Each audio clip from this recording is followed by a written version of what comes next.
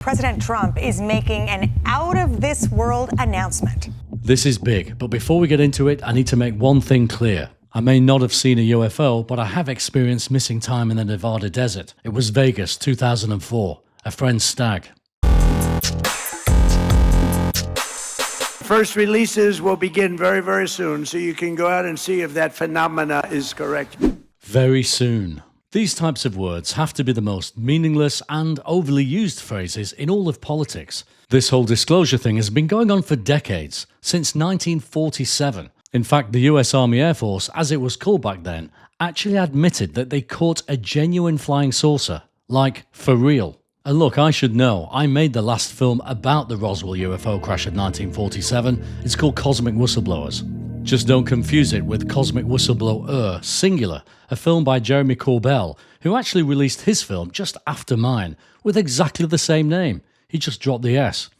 It must have been coincidence, being original takes work. So back to present day disclosure, here's the quick timeline. 2017, the New York Times breaks the secret Pentagon UFO program, AATIP. 2020, the Pentagon officially releases 3 Navy UAP videos. 2022, the first public congressional UAP hearing in 54 years.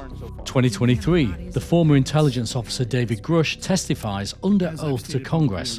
The US has recovered non-human craft and biological material.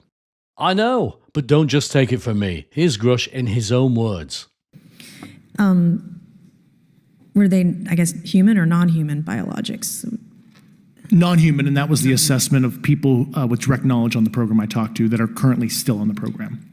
And then when you just thought it couldn't get any crazier, this happens. They're real, but I haven't seen them, and they're not being kept in, what is it? Area 51. Area 51. He then retracted the statement less than 48 hours later. Thanks, Barack.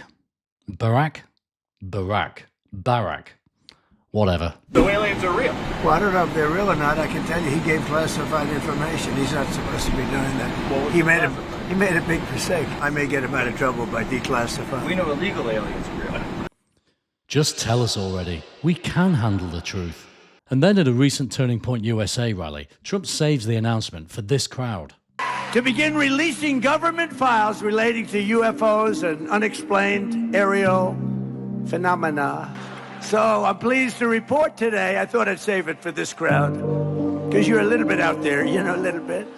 They're a little bit out there. His very own secretary quoted Pulp Fiction at a Pentagon sermon, and Trump himself renamed the Department of Defense the Department of War.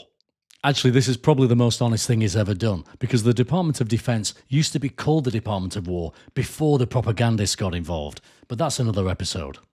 Look, what I'm saying is this. It's now April 2026, and there's still no big announcement. There's a pattern here. It's not just Trump, it's every president, going back 79 years. This isn't a slow release. It's an extended delay over decades whilst pretending it's a release. But I'll come back to that. There's a question about all this that nobody's asking. And when I tell you what it is, you're going to kick yourself.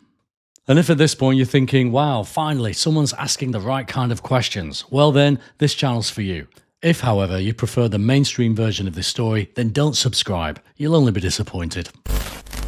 Jimmy Carter also promised UFO disclosure when he was president after seeing a UFO over Georgia. Did anything happen? So hang on, all of these previous presidents that said they were going to get disclosure and couldn't get it, but Trump's somehow going to make it happen? I can't wait for this. Don't hold your breath. But this is where the story changes direction, and we need to start connecting the dots. Because this isn't about the witnesses anymore, it's the scientists, and this is getting dark. In the 33 months since the disclosure discussion began, 12 scientists, officials, and researchers have either died or gone missing. 12. It was only 10 last week. Let me give you 3 of them. Major General Neil McCasland, retired Air Force. He oversaw the Air Force's $2.2 billion science and technology program at Wright-Patterson Air Force Base, the very same facility rumored since 1947 to hold the Roswell UFO wreckage. He was even named in WikiLeaks emails as an advisor on UFO disclosure. 1 week after Trump's disclosure order, he walked out of his New Mexico home, he left behind his phone, and he's not been seen since. Carl Grillmair, 67 years old, astrophysicist. His work was supported by NASA JPL and connected to missile tracking technology used by the Air Force. Shot and killed on his front porch at 6 in the morning on February 16, 2026. No clear motive. James Moffatt, NASA Space Shuttle Payload Specialist. On the evening of April 17th, his single-engine plane went down over South Carolina. He died along with his wife and his 2 sons. If it were just 1 or 2 deaths, then okay. But 12? This should be front-page news all over the world. And it gets even worse. A Republican Congressman, Tim Burchett, made a statement in March saying that the agencies were actively blocking the investigation. Not slowing it down, actively blocking it. The FBI have now said that they're investigating, presumably very soon. Here's what we need to remember. Trump signs the UFO disclosure order on February 20th. And then within days, a major general who was an advisor on UFO disclosure goes missing without a trace. The count is now 12, and the government's response? We'll look into it. And yet somehow they still want us to believe they're about to tell us everything on UFOs.